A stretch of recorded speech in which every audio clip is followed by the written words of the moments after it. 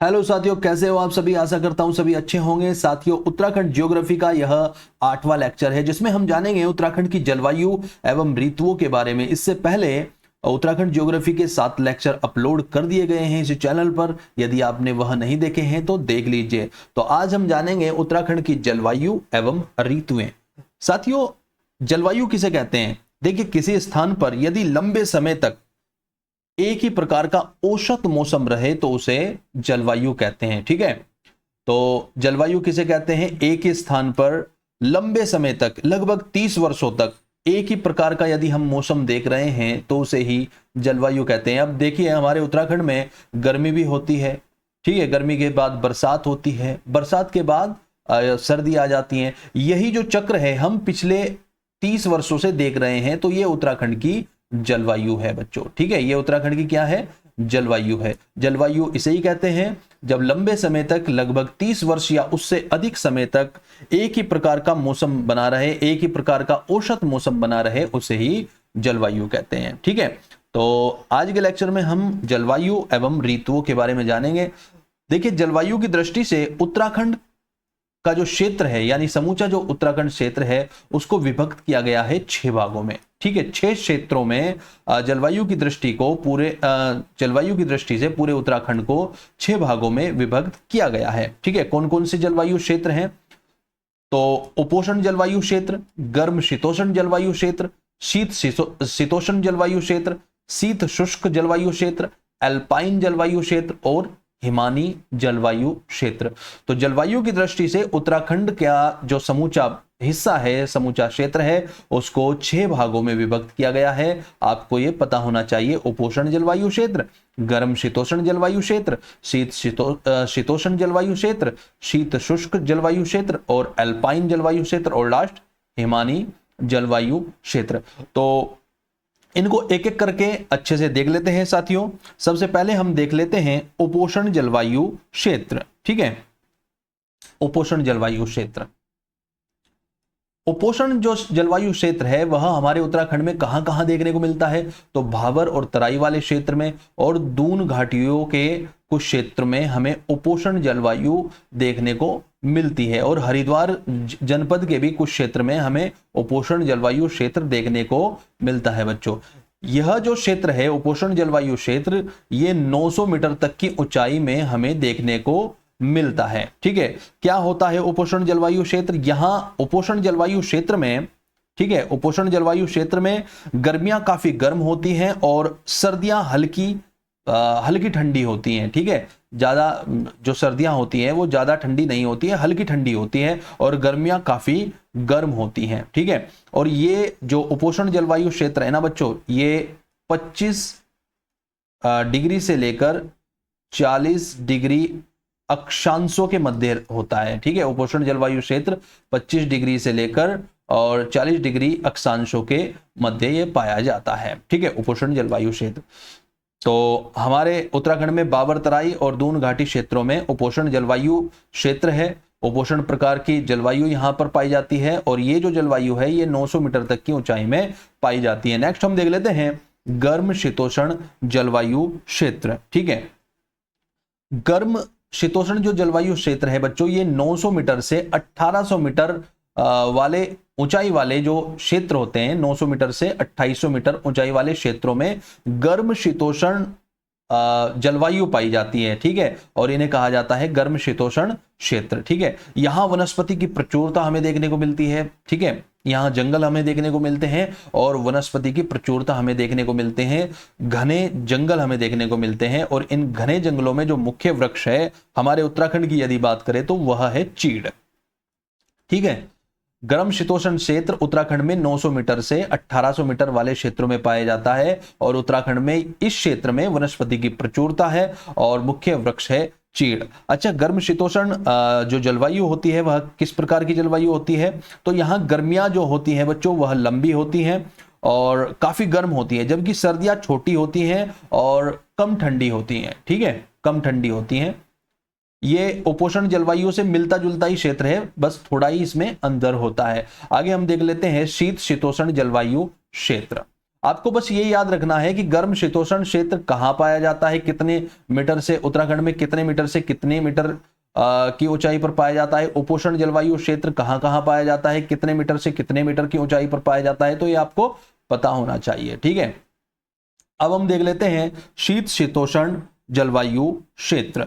शीत शीतोष्ण जो जलवायु क्षेत्र है ये 1800 मीटर से 3000 मीटर वाले क्षेत्र में पाया जाता है। यहाँ गर्मी कम होती है और सर्दी बहुत ज्यादा अधिक होती है। ठीक है, शीत शीतोष्ण जलवायु क्षेत्र में गर्मियां कम और सर्दियां अधिक होती हैं, और 1800 मीटर से 3000 मीटर वाले क्षेत्र में शीत शीतोष्ण जलवायु क्षेत्र पाया जाता है। ठीक है, और तापमान जो है ना वर्ष भर कम ही यहां हमें देखने को मिलता है। आगे बढ़ते हैं, आगे हम देख लेते हैं शीत शुष्क जलवायु क्षेत्र।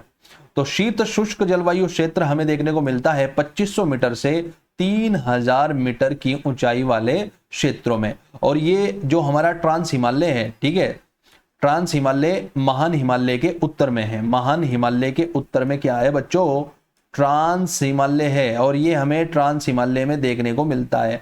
उत्तराखंड का ट्रांस हिमालय हो, हिमाचल प्रदेश का ट्रांस हिमालय हो, या फिर जम्मू कश्मीर या लद्दाख वाला इलाका हो। लद्दाख वाला जो इलाका है वो पूरा का पूरा ट्रांस हिमालय ही है। तो ट्रांस हिमालय में हमें शीत शुष्क जलवायु क्षेत्र देखने को मिलता है। शीत शुष्क जलवायु क्षेत्र में ऐसी जलवायु होती है जहां अत्यधिक ठंड होती है और वर्षा या हिमपात जो होता है ना वो बहुत कम होता है, और यहाँ हवा में नमी की कमी होती है, जिसके कारण इसे ठंडा रेगिस्तान भी कहा जाता है। अब लद्दाख का इलाका आप देखिए वो ठंडा रेगिस्तान ही है। ठीक है, हमारा जो ट्रांस हिमालय है, ठीक है, तो वह भी शीत शुष्क जलवायु क्षेत्र के अंतर्गत ही आता है। ठीक है, अब हम देख लेते हैं एल्पाइन जलवायु क्षेत्र। एल्पाइन जलवायु क्षेत्र, तो ये जो एल्पाइन जलवायु क्षेत्र है ये 3000 मीटर से 4200 मीटर तक के क्षेत्रों में पाया जाता है। 3000 मीटर से 4200 मीटर तक के क्षेत्रों में ये पाया जाता है, और इस क्षेत्र में हमें देखने को मिलते हैं बुग्याल। ठीक है, और ये प्रश्न कई बार यूके ट्रिपल ने पूछा हुआ है। ठीक है, यूके ट्रिपल ने पूछा हुआ है कि बुग्यालों में किस प्रकार की जलवायु हमें देखने को मिलती है, तो अल्पाइन प्रकार की हमें जलवायु देखने को मिलती है। ठीक है, और 4000 मीटर की जो ऊंचाई होती है उस पर हमें स्थायी हिमरेखा देखने को मिलती है, यानी पर्वतों के ऊपर हमें बर्फ देखने को मिलती है। सफेद सफेद हमें पर्वत देखने को मिलते हैं 4000 मीटर की ऊंचाई पर। तो जो 4000 मीटर की ऊंचाई के आसपास का इलाका होता है जहां हमें जंगल तो बिल्कुल नहीं दिखाई देते, लेकिन घास के मैदान दिखाई देते हैं, वहां पर एल्पाइन जलवायु होती है, और जिन्हें कहा जाता है एल्पाइन जलवायु क्षेत्र। ठीक है, आगे बढ़ते हैं, आगे देख लेते हैं हिमानी जलवायु क्षेत्र। ठीक है, 4200 मीटर से अधिक ऊंचाई वाले क्षेत्र में हिमानी जलवायु क्षेत्र पाया जाता है। ठीक है, 4200 मीटर से अधिक ऊंचाई वाले क्षेत्रों में हिमानी जलवायु क्षेत्र पाया जाता है, और वर्ष भर पर्वत हिमाच्छादित रहते हैं, यानी बर्फ से ढके रहते हैं। यहाँ वर्ष भर गर्मी हो, सर्दी हो, बरसात हो, कोई भी जलवायु चल रही हो, कोई भी ऋतु चल रही हो देश के अंदर, ये जो पर्वत हैं ये हिमाच्छादित रहते हैं, बर्फ से ढके रहते हैं। और हिमानी में अगर आप शुरुआती शब्द देखें तो हिम शब्द आया है, हिम को बर्फ ही कहते हैं। ठीक है, तो हिमानी प्रकार की जलवायु हमें देखने को मिलती है 4200 मीटर से अधिक ऊंचाई वाले क्षेत्रों में, जहां महान हिमालय होता है। ठीक है, महान हिमालय या ग्रेटर हिमालय, और महान हिमालय के जितने पर्वत होते हैं बच्चों वह हिमाच्छादित होते हैं, बर्फ से ढके रहते हैं। ठीक है, यहाँ ठंड सबसे ज्यादा होती है, हिमानी जलवायु क्षेत्र में सबसे ज्यादा ठंड होती है। तो बच्चों हमने जान लिए जितने भी हमारे उत्तराखंड को, समूचे उत्तराखंड को 6 जलवायु क्षेत्रों में विभक्त किया गया है, इन सभी के सभी को हमने जान लिया। ठीक है, उपोष्ण जलवायु क्षेत्र को हमने जान लिया कहाँ पाया जाता है, बाबर और तराई वाले क्षेत्र में पाया जाता है, दून घाटी में पाया जाता है, और हरिद्वार के आसपास भी ये क्षेत्र पाया जाता है उपोष्ण जलवायु क्षेत्र। गर्म शीतोष्ण जलवायु क्षेत्र हमने देख लिया कि गर्म शीतोष्ण जलवायु क्षेत्र 900 मीटर से 1800 मीटर वाले क्षेत्रों में पाया जाता है। वनस्पति की प्रचुरता होती है क्योंकि बारिश यहाँ काफी होती है, और इसलिए वनस्पति की यहाँ प्रचुरता हमें देखने को मिलती है। मुख्य वृक्ष या गर्म शीतोष्ण क्षेत्र का क्या है, चीड़ है। शीत शीतोष्ण जलवायु क्षेत्र में गर्मी कम होती है, सर्दी अधिक होती है। और शीत शीतोष्ण जलवायु क्षेत्र हमारे उत्तराखंड में 1800 मीटर से 3000 मीटर वाले क्षेत्र में पाया जाता है। शीत शुष्क जलवायु क्षेत्र 2500 मीटर से 3000 मीटर की ऊंचाई तक पाए जाते हैं, और यहाँ पाया जाता है ट्रांस हिमालय, महान हिमालय के उस पार, ठीक है, यानी उत्तर में ये पाया जाता है।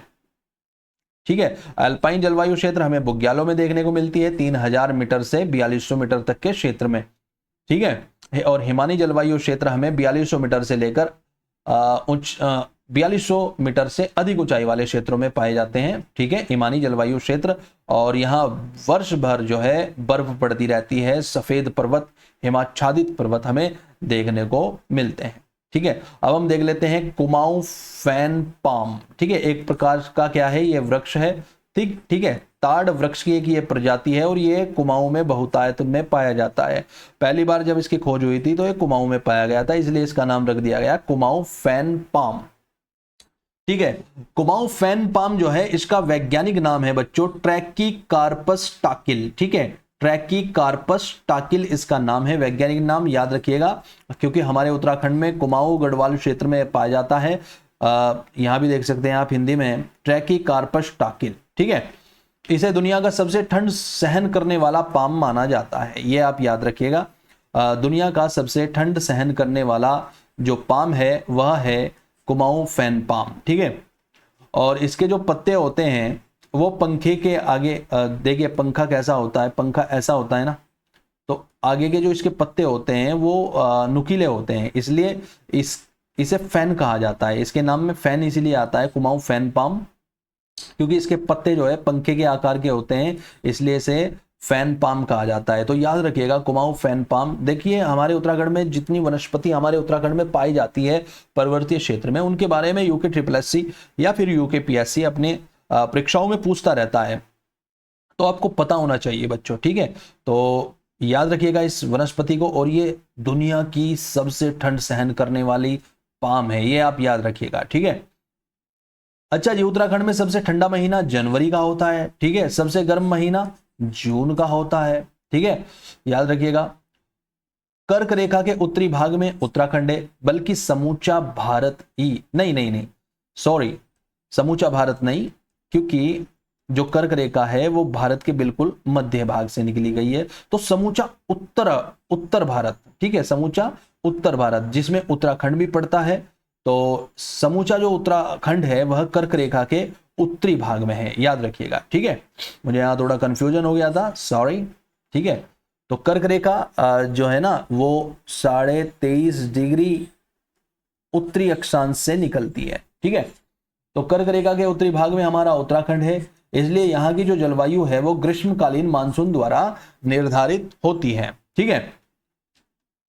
ग्रीष्मकालीन जो जून में, मध्य जून में जो मानसून आता है, ठीक है, केरल से आता है, मान लीजिए हमारा इंडिया है तो केरल से आता है और समूचे उत्तर भारत में फिर ये फैल जाता है, तो इसलिए यहाँ की जो जलवायु है वह ग्रीष्मकालीन मानसून द्वारा निर्धारित होती है। उत्तरोन्मुखी आंतरिक ढाल की अपेक्षा दक्षिणोन्मुखी बाहरी ढाल में अधिक वर्षा होती है, ठीक है। इसका मतलब क्या है, देखिए हमारे उत्तराखंड में काफी पर्वत हैं बच्चों, ठीक है, काफी पर्वत हैं, ये देखिए।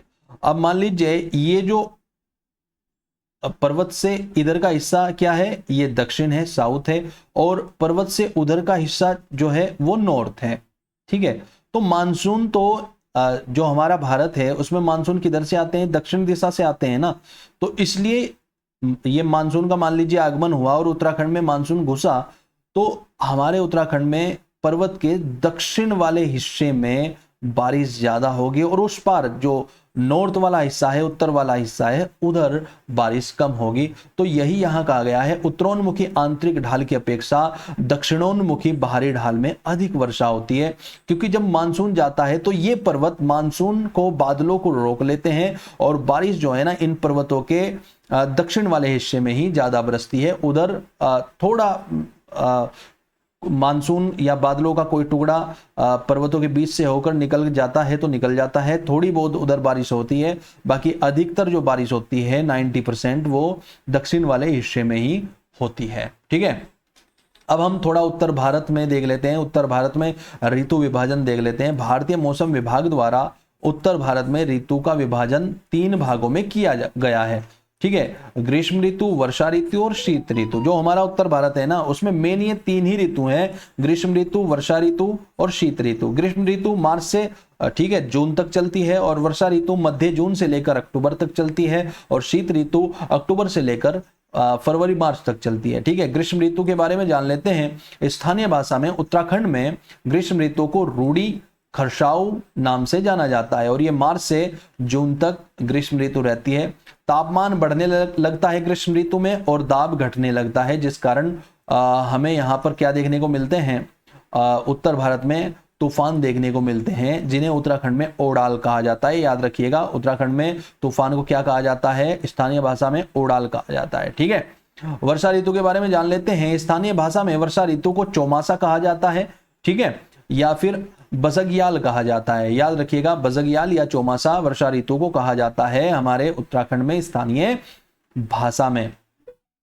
और राज्य में सर्वाधिक वर्षा जो होती है वो जुलाई अगस्त में होती है। ठीक है, राज्य में मानसून का आगमन मध्य जून से होकर अक्टूबर माह तक चलता है। ठीक है, उत्तराखंड में मानसून का आगमन मध्य जून से होकर अक्टूबर माह तक चलता है।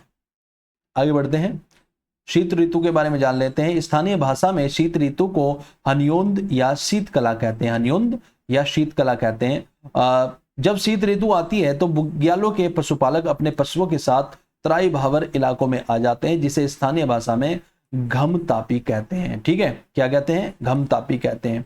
और शीतकाल में वर्षा दिसंबर जनवरी में होती है।